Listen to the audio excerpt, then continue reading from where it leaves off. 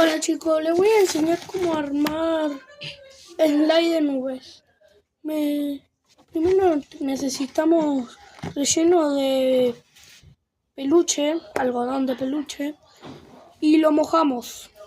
Poquito. Para que voy a mojarlo un poco más.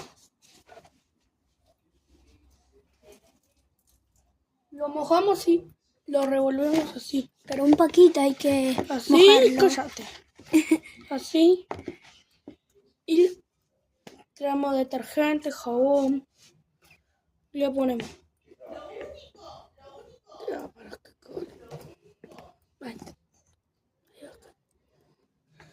Al ponerle al algodón lo mezclamos.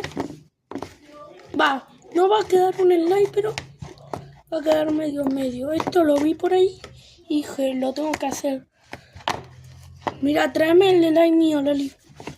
Así ven, mientras revuelvo cómo quedó. Queda bueno igual, está cheto. Miren, así queda y... ¿Para qué? No lo saques. Es así.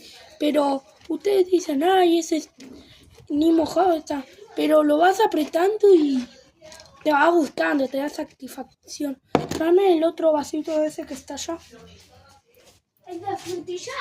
No, el que está arriba de la mesa no. ¿Ven? Lo mezclamos así. ¿Cuál? El que está allá en la otra punta, en el hogar. Lo mezclamos hasta tener más o menos cualquier forma, pero que el jabón quede la tapa, déjala, quede adentro. La otra no sé yo.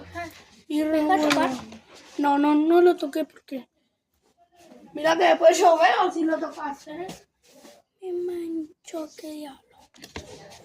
Él ya tiene el tuyo. Que ahí va. ¡Mira! ¿Cómo te asustaste, No me asusté. Y después, si quieren, lo puedo jugar.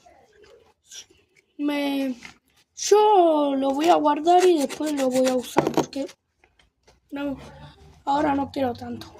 Bueno chicos, espero que les haya gustado este slime.